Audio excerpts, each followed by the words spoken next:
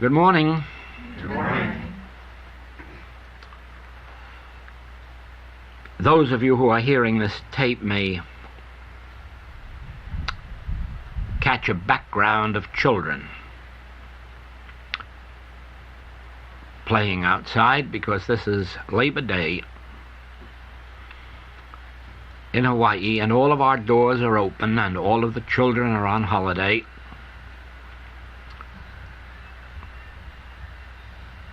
And otherwise, I'm sure we will have a very quiet morning.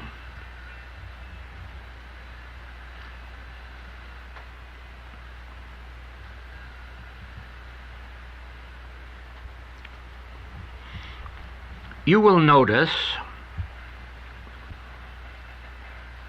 that the revelations that have been given to me appear in the message of the infinite way in specific form.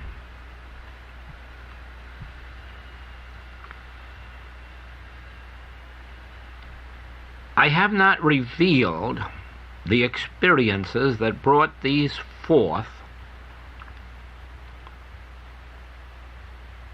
feeling the time had not yet come.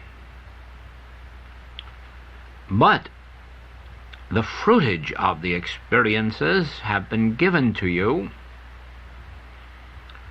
as specific principles with instructions for embodying them, practicing them, eventually living them. For instance, we had a class in San Francisco,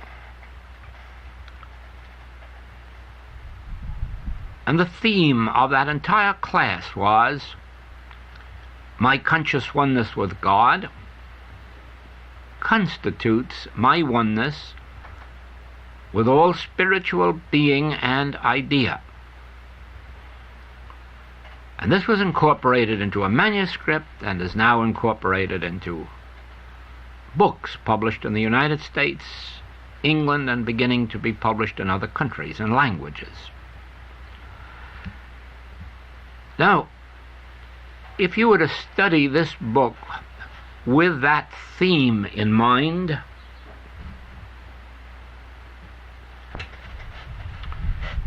the book is Conscious Union with God, you would eventually understand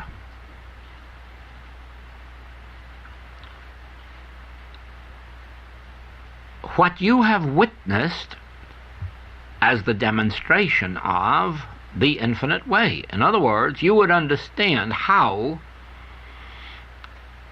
one individual alone with this message, without a background of money, an organization, promotion, or advertising, could eventually carry this entire message around the world and witness it published by great publishing houses in the United States, in England, in foreign countries, in foreign languages,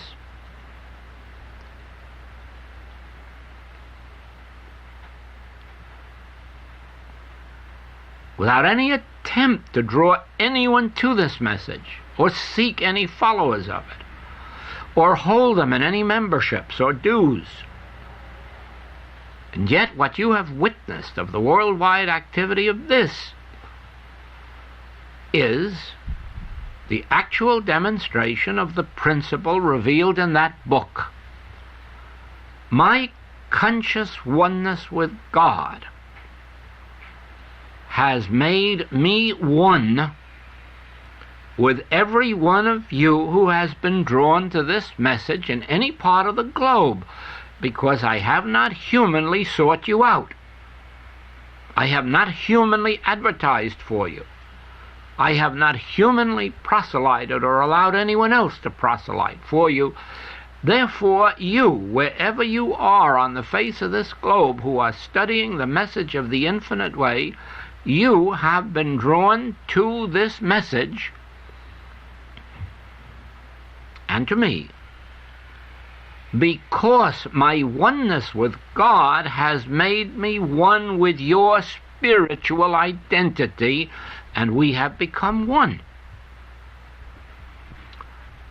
And in the same way, my conscious oneness with God has resulted in my oneness with all of the funds necessary to conduct a worldwide activity without asking for it, without pleading for it, without taking up collections for it.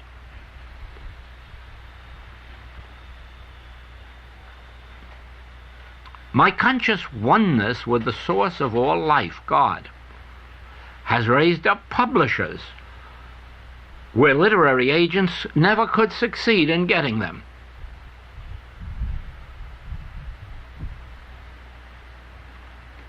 And so, you have actually witnessed in the experience of the infinite way the demonstration of that principle. Well, you follow each one of the writings, the books, and you will find the same thing, that each class has brought forth some specific principle, which, when we embody it in our consciousness, leads us still another step forward to our spiritual goal. Just a hurried recollection, in 1956 we had karmic law revealed, and we had the secret of the Sermon on the Mount revealed.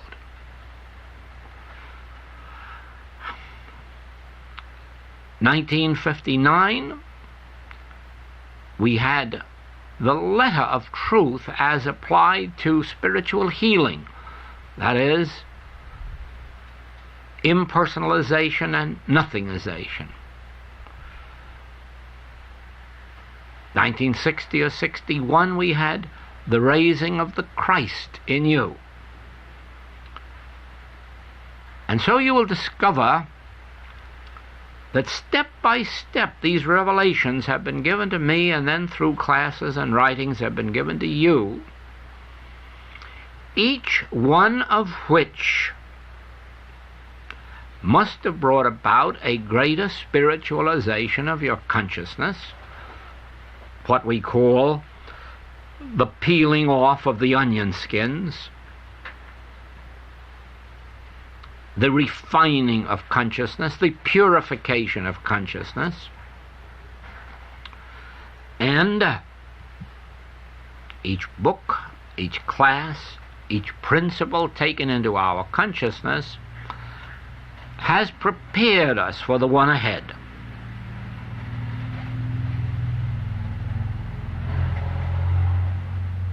Well, we have known since last year, since 1962, that 1963 was to be another period of initiation for me. But of course we had no knowledge of its intensity or its length or the nature of the message that would be revealed.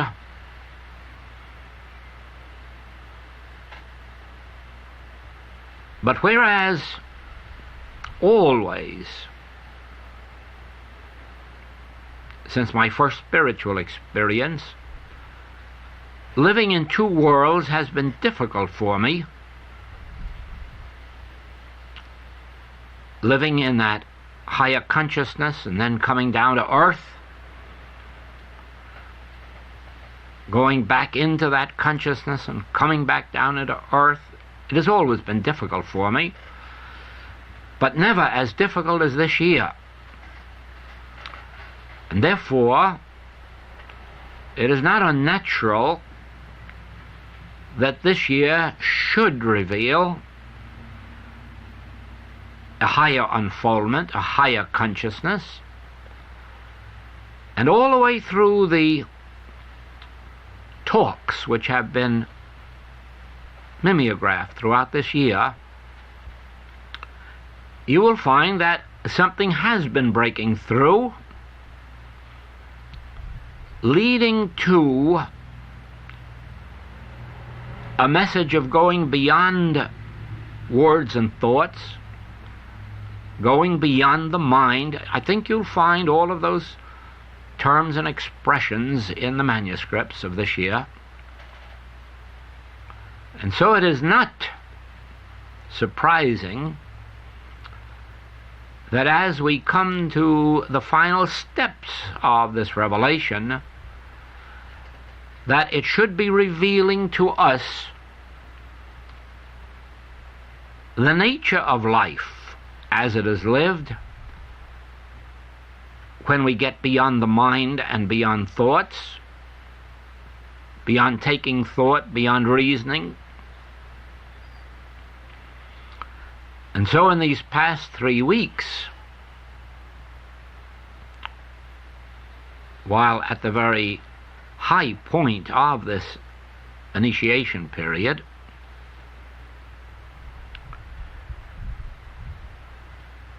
we have been experiencing a revelation of the nature of Sabbath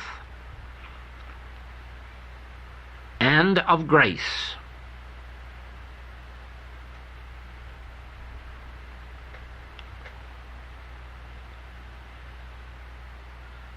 In these latest manuscripts and in all of the tapes that have been made now in 1963 since this unfoldment a few weeks ago, you will find that we are being led to the highest point of consciousness that the infinite way has revealed, and it would seem that it is the high point in the revelation of both Moses and Jesus,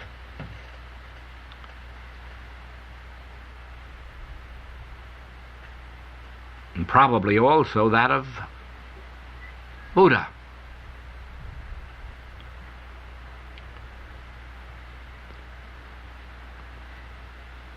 And so we come to last night, Sunday night, September 1st, to a revelation that poured itself through me for 2 consecutive hours.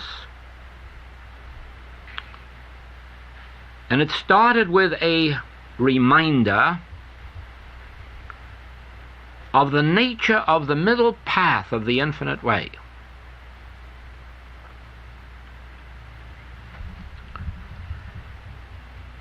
The fleshly sense of man cannot enter the kingdom of heaven spirit.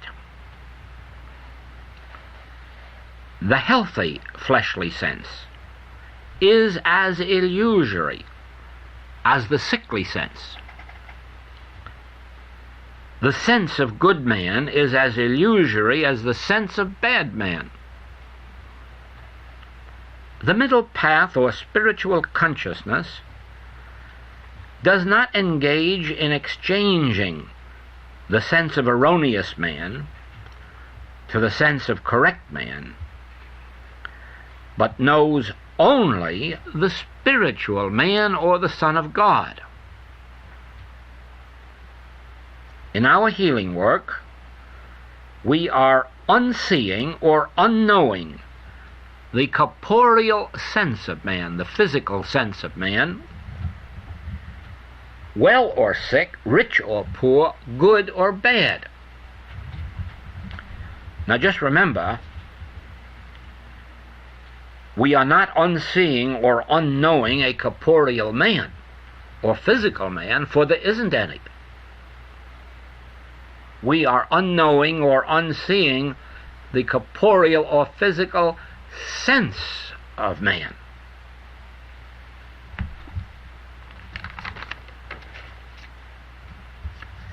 The corporeal sense is our tempter. Our healing truth is our consciousness of incorporeal man and the universe. Melchizedek, Christ, who was never born and will never die. This is the true man. And that which we see, hear, taste, touch, and smell is our false sense of that man. Therefore, you are not a false man. You are not a fallen man. You are not a physical man. But we entertain a false sense about the man you are.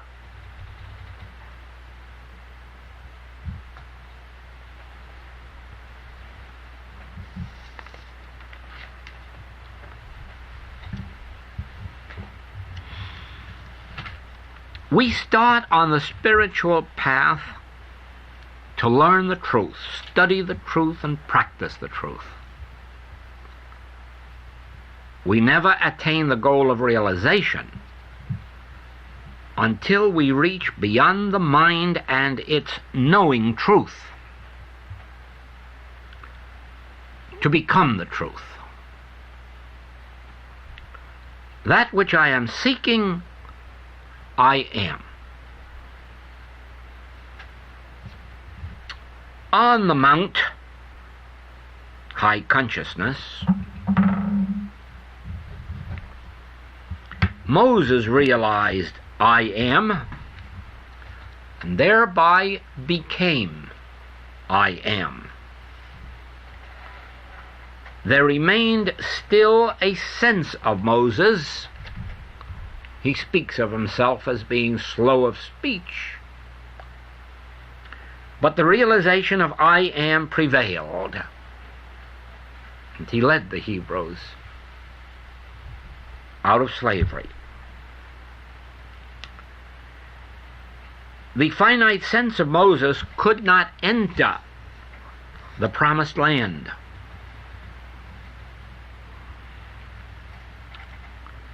Jesus was not the only Hebrew rabbi who knew the truth. All of the Essenes knew the same truth. But Jesus realized and became the truth. I am the way. I am the truth. Still, a sense of Jesus remained, because he says, I can of my own self do nothing. If I speak of myself, I bear witness to a lie. And this sense had to be crucified, as eventually it must be in all of us, or we will not ascend to the promised land or spiritual identity.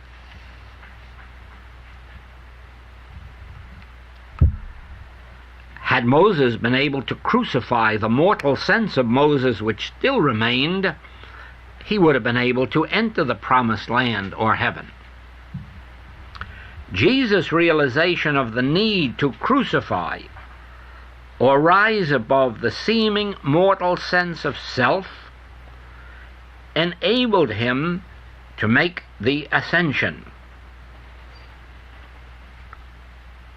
The ascension is always the same: a rising above mind, above knowing the truth, to truth itself.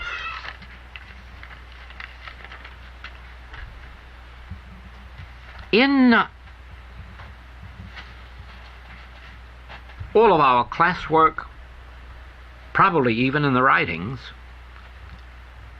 I have said to the students that I did not understand the crucifixion of Jesus, or why it took place, or why it had to take place if it had to take place. It puzzled me, and I have frankly said so. And it wasn't until this year, when I myself went through the experience and the resurrection, that the whole scene was revealed to me of the crucifixion, the reason for it, the need for it. Somehow, after the experience, the memory of that passed from me, and I could not bring it to conscious recollection again. Until some weeks ago, when I went through the experience of ascension, the entire scene was revealed to me again. And this is what I saw.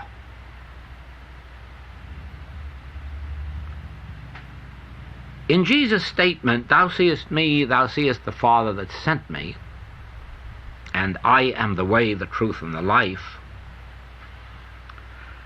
he reveals that he had attained the goal. I am the way. Thou seest me, thou seest God, for I and God are one.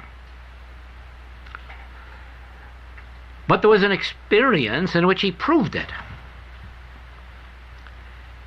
He took 3 disciples to what is called the Mount of Transfiguration, which again is high consciousness.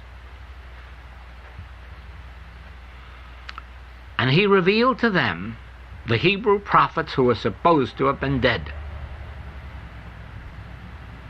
But you see, they aren't dead. And he proved to them that they are alive and that they are here in form. Whether he translated them into visible form or whether he translated himself and the disciples into invisible form makes no difference, because it's the same experience. He translated. He proved that I can lay down my life and pick it up. I can walk into the invisible realm and I can walk out again. For I am spirit. I am the way.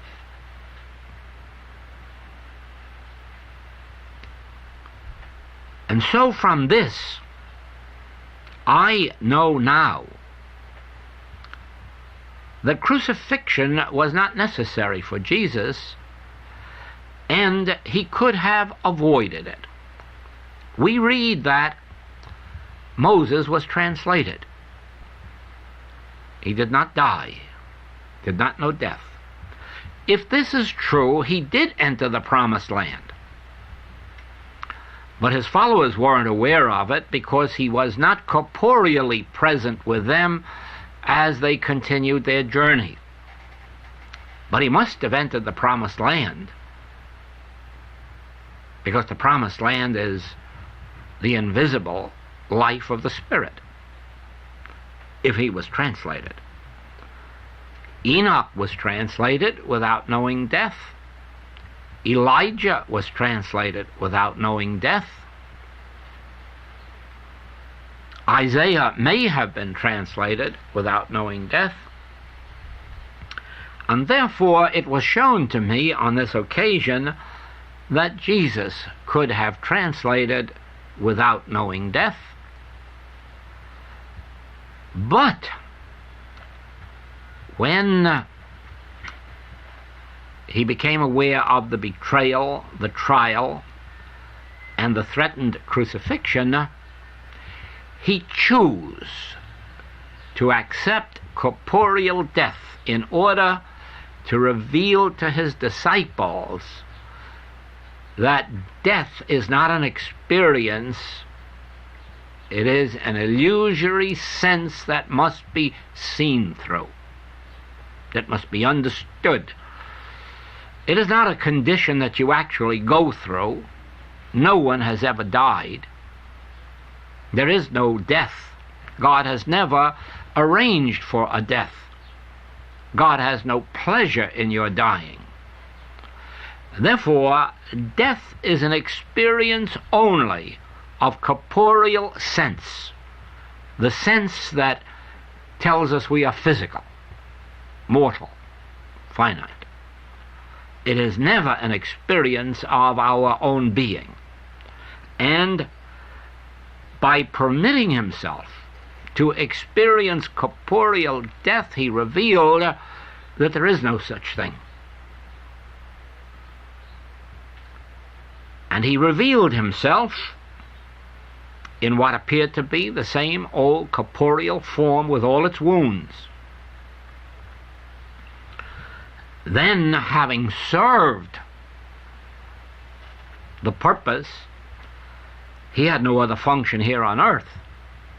His continued presence could only have been an embarrassment to the disciples, to the church, to Rome, and probably to himself. And now we find that he is translated. He ascends out of corporeal form, is translated, and you can interpret this to mean that he rose out of the mind. He rose above his own mind, because it is only in our mind that we entertain the corporeal sense, not in our spiritual faculties. In our soul faculties, we are spirit. We see each other spiritually, whether we are here on this plane or whether we are looking at those who have gone to the other plane, and those who are not yet born.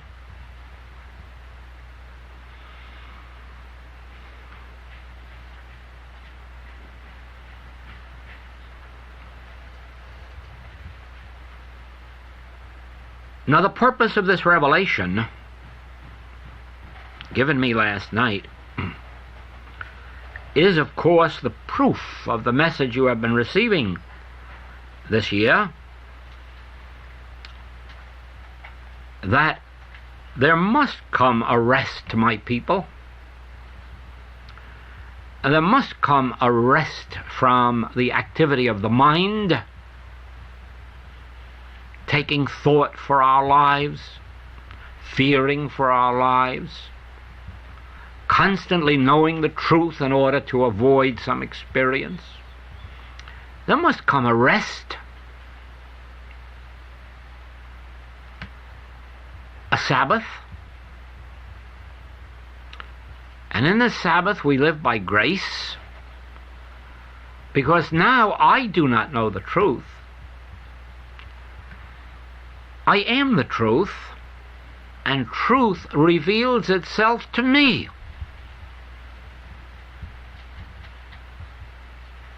It is not an activity of my mind. It is soul revealing itself.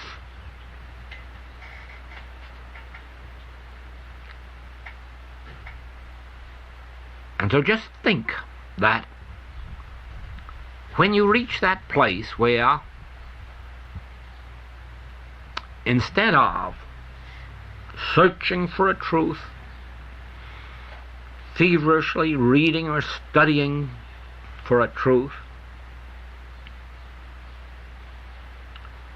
that you can relax and rest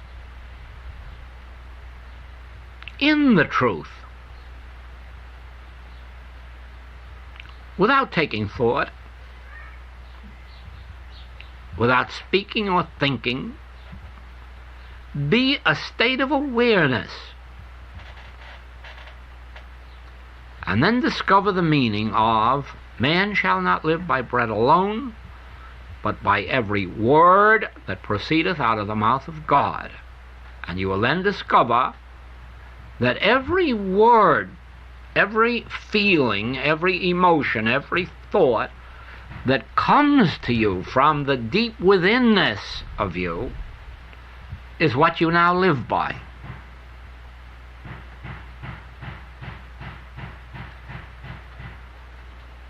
It guides, it directs, it sustains, it protects, it goes before to make the crooked places straight.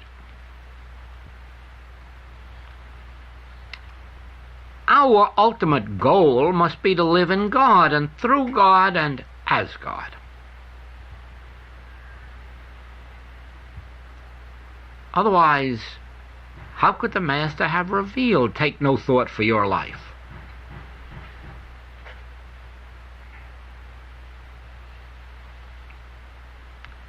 Life is to be lived by grace,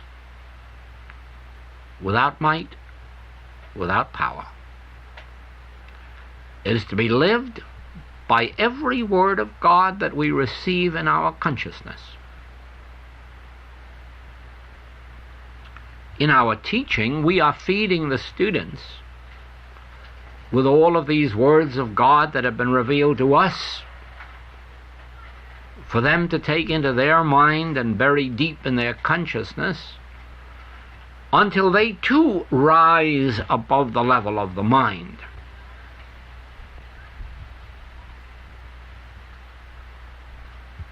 To where they can live without taking thought. Be receptive to the still small voice. For God is not in the whirlwind. God is not in your problems. God is not in your thinking. God is not in your books. God is in the still small voice. And you see how quietly and peacefully we have to live within in order to hear that voice, to receive its impartations, to receive its grace. And it is for this reason that in these weeks we have also been given the fact that there is always a sufficiency of God's grace present for this moment, and therefore we only have to be still in this moment to receive a sufficiency of grace for this moment.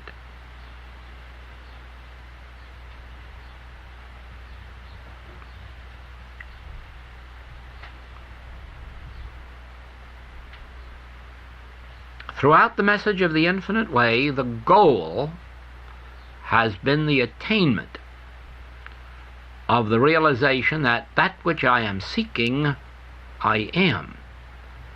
The goal has been rising above the mind, because, as you will read now, as you go back to the writings, it is said over and over again that I did not think up this message, nor invent it, nor create it, but it was received, and always it has been received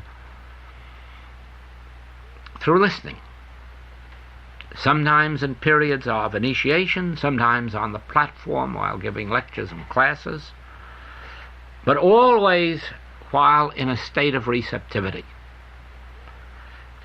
And I know that that state of receptivity is my hidden manna. It is that which produces all that appears as this message and all that has given this message around the world.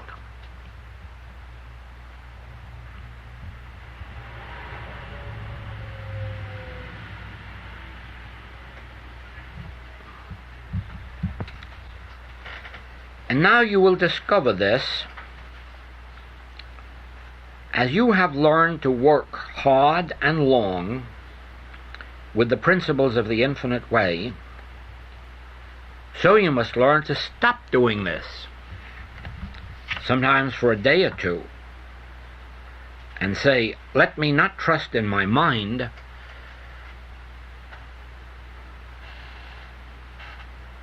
let me relax in God. When these principles are embodied in you, your soul begins to feed you.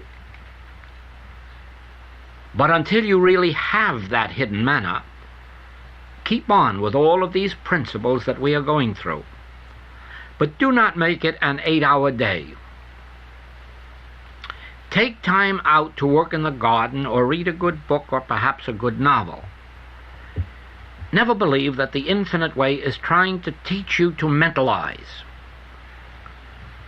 This is necessary only when you are learning the truth, when you are feeding consciousness with the letter of truth. We want no student to live by affirmations and denials, because that is not living by the grace of God. Invite the soul. Your soul overshadows you as you sit or walk or sleep. Relax in it, without words and without thoughts.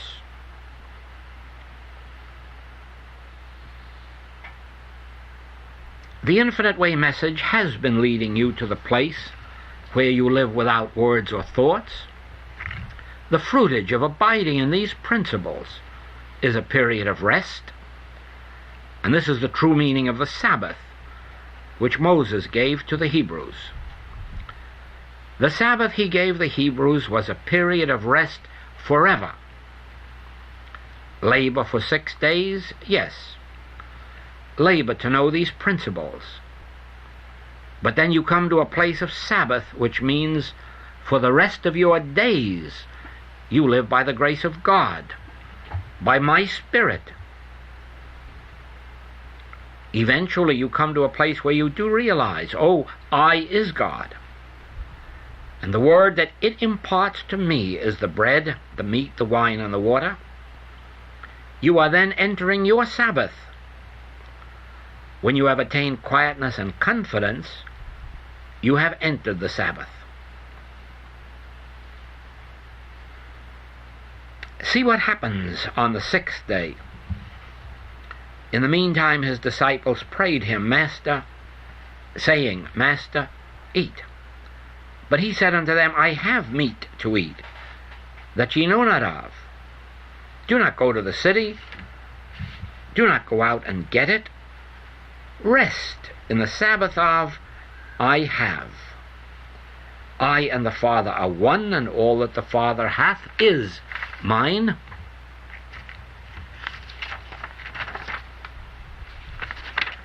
No words, no thoughts, no might, no power. You are in the consciousness of Sabbath, and you need not go out and get meat, for you have it. By what virtue? By virtue of I and my Father are one, and I know it. For 6 days you have labored to train yourself and study. And those 6 days, remember, are many, many years. But there comes a rest to my people. There comes a Sabbath, and that is when you stop all of your metaphysical struggling. You stop and relax and let grace live your life.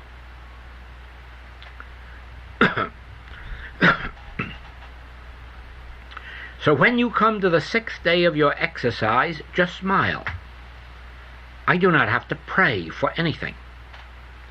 I already have hidden manna the world knows not of. Do you see how the Bible is veiled, and how it takes a transcendental consciousness to unveil it? The mystics do not hide it. Words hide it.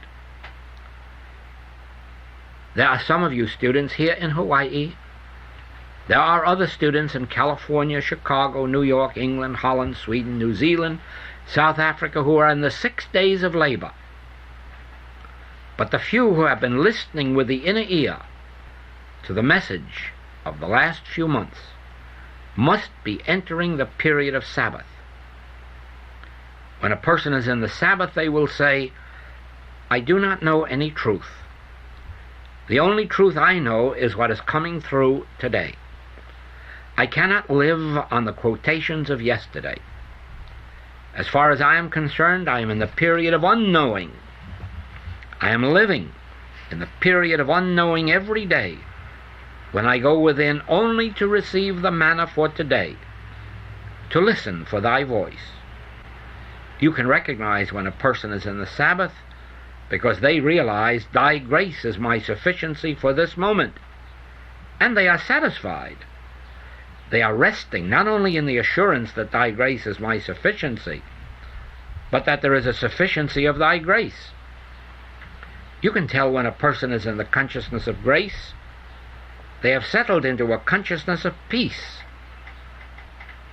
The 6 days of struggle is over, and today I refuse to labor. Then whatever is to come through comes through.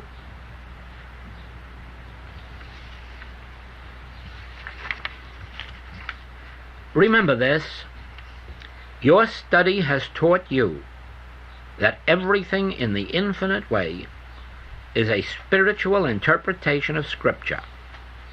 Because of this, you can go back into your own consciousness and draw out the spiritual interpretation of these passages. It may come in a different form than I have given you today, but the principle will be the same. Wherever you students are, those who are ready for the Sabbath, prepare for it by learning to rest back in this realization: let my soul take over instead of my mind. Then every time you go within, something new and fresh will come forth.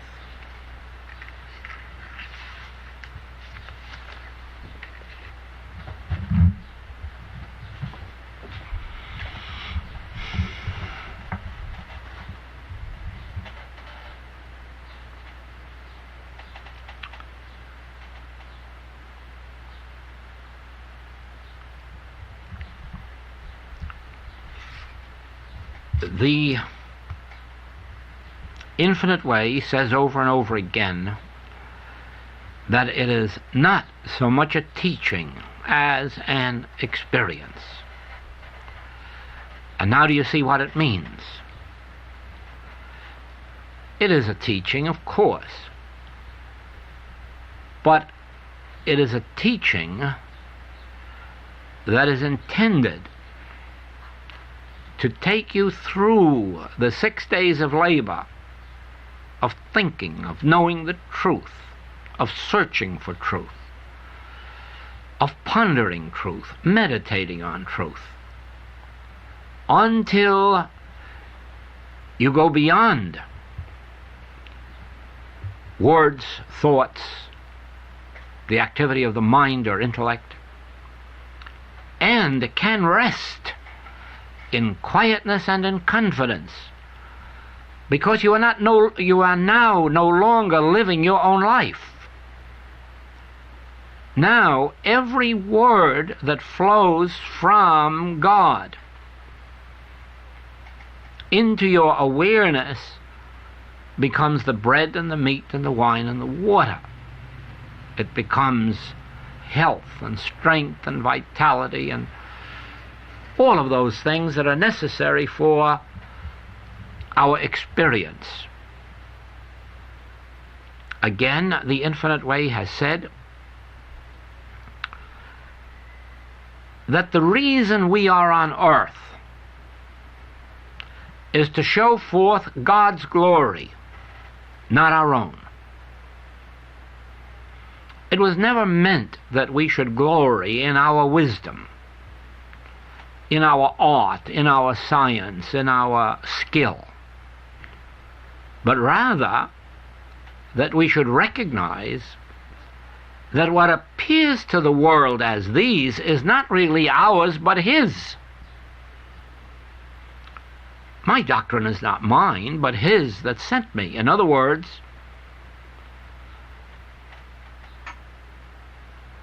all that the Father hath is mine. And I'm showing forth God's glory, not mine.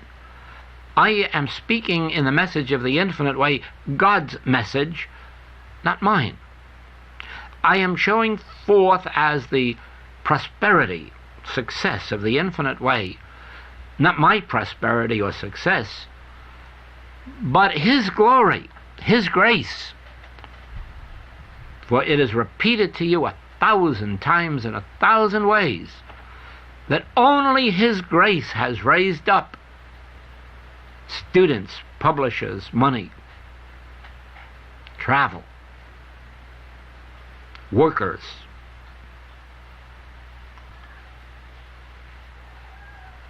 Probably no one in the entire message of the infinite way knows as completely as I do that this whole activity and message is truth itself expressing itself. God's grace and God's glory being revealed in human consciousness. Probably nobody is quite as aware as I am of the fact that I myself could never have done it. But this is only so that you may know that in your life and your activity, your business, your art, your profession, you too must realize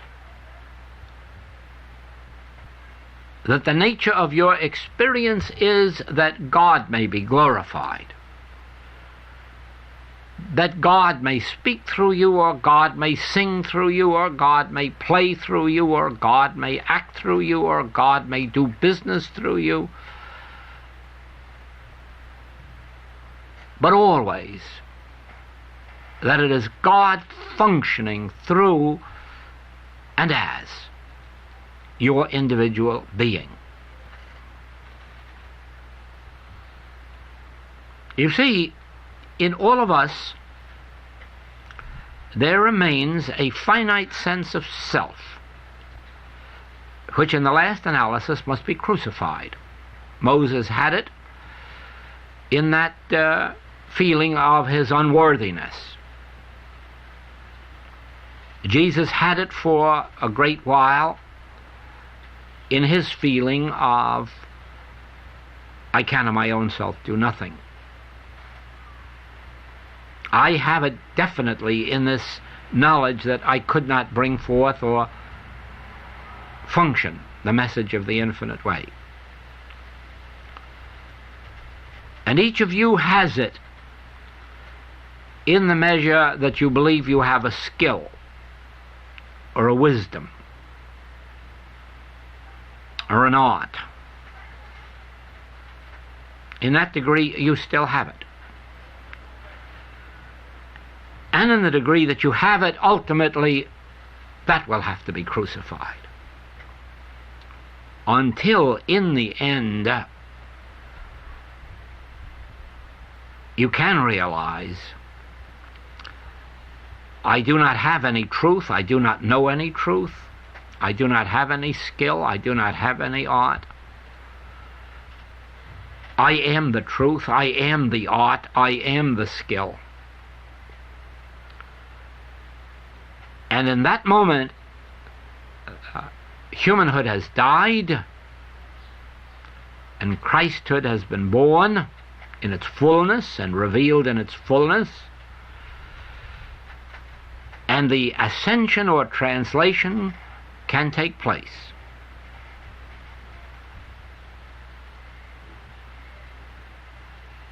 Again, you find this repeated throughout the message of the infinite way in passages that say it is the personal sense of I that must die, the personal sense of I that must be crucified.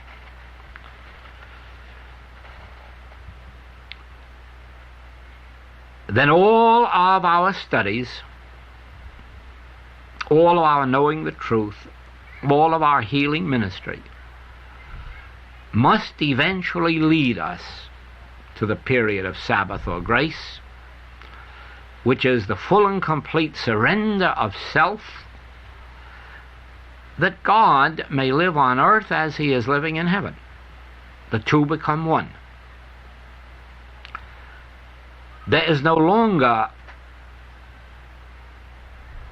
a man in heaven and a man on earth. The man who came down and the man who went up are the one and the same. There is no longer a kingdom of heaven and a kingdom of earth, but the kingdom of heaven is made manifest on earth in oneness. Then it is in the realization that I, God, is individual consciousness, mine and yours, And that in the realization of this, I turn within. This is the function of meditation. I turn within so that I, God, reveal itself through the Word to I, Joel, as long as there is an I, God, and an I, Joel.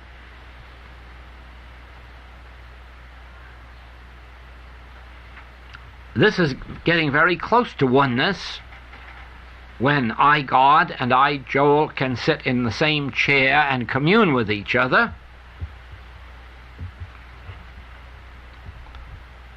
It isn't as close as it will be someday when I ascend unto the Father, thereby become the Father.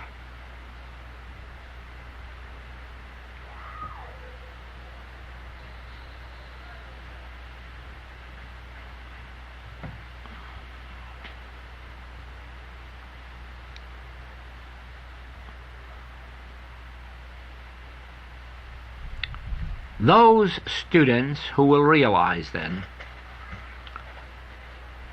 that the infinite way is a revelation of God revealing himself on earth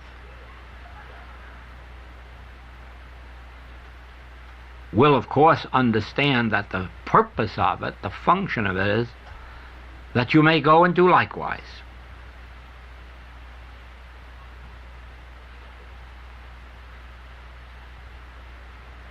For if I go not away, the Comforter will not come to you.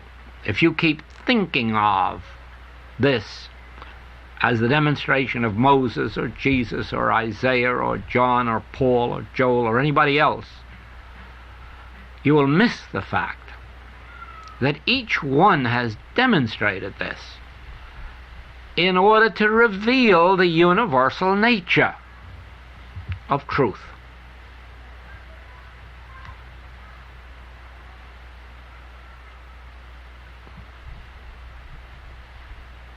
In the higher teachings of India, in the Advaita, this is revealed, that I am that I am thou, thou art I. This is revealed.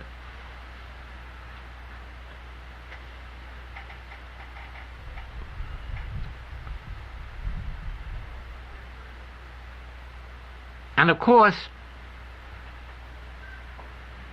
what always puts the veil back on is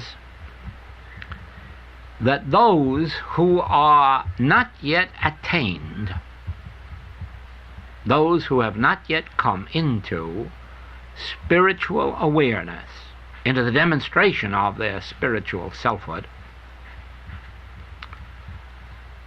always love the message so much and become do-gooders and go out in the world to spread it around the world, and they haven't got it. And then it becomes lost, because truth can only be revealed by truth, not by a human being. Truth can only be revealed through the soul faculties, not through the mind. And so whenever people start to go out and teach truth through the mind, they are preparing the generation for another period of the absence of God on earth.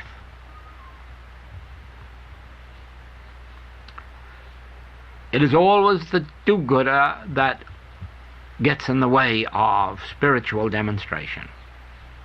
The do-gooder or the egotist.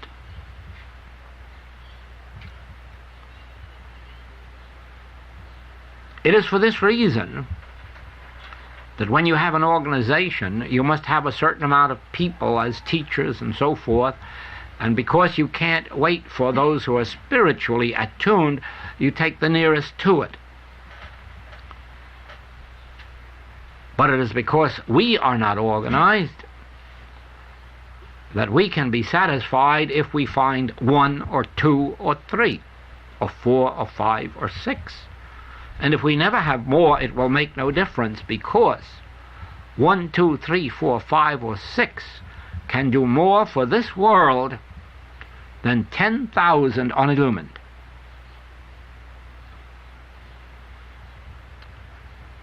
Therefore, let us be watchful when we would seek to teach, or let us be watchful when we seek to be taught, that we be sure that those who teach are showing forth the fourth dimensional consciousness and not merely some knowledge picked up out of a book. Then we can prevent what has always happened before, the loss of truth, through the ministry of those who had not attained spiritual illumination.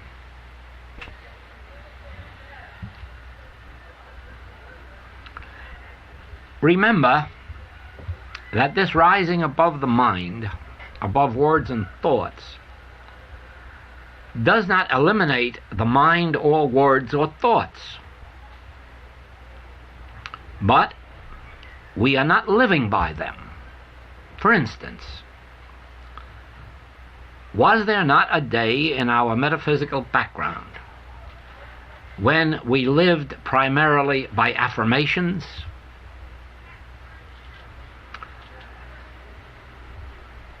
And by our affirmations, we hope to bring out harmony. By our words and by our thoughts of truth and our statements of truth and our remembrance of truth, we brought out harmony. But in the days of the Sabbath and grace, this is no longer true. We do not live by words or thoughts. We do not take words or thoughts to live by. We are living by grace. But the activity of grace can come to us in words and thoughts, as words and thoughts, and then I impart them to you in words and thoughts. I'm not living by those words or thoughts. You are not living by those words or thoughts. I am living by the grace that produced the words and thoughts. I am living in the Sabbath of resting from declaring words and thoughts to receiving words and thoughts and letting them flow, filled with the Spirit of God. The Holy Ghost is in them because I didn't think them, I didn't make them up, I didn't arrange them. I let them flow through me. Therefore, these words and thoughts are with power. These are the thoughts of God that make the earth melt. These are the words of God that make the earth melt. And they still come through the teacher. But all you have to do, really, is to remember how many times you affirmed statements of truth because it was going to remove some error or bring forth some harmony. And how many times you pondered the truth for that same thing, and you will know then that you are living by words and thoughts. Sometimes words and thoughts out of books, but not now. Now you live by grace, and that grace appears as the message which you may speak or write. And because it is a message of grace, people hearing the word or reading it get healed, have their lives transformed. This happens over and over and over again in our work.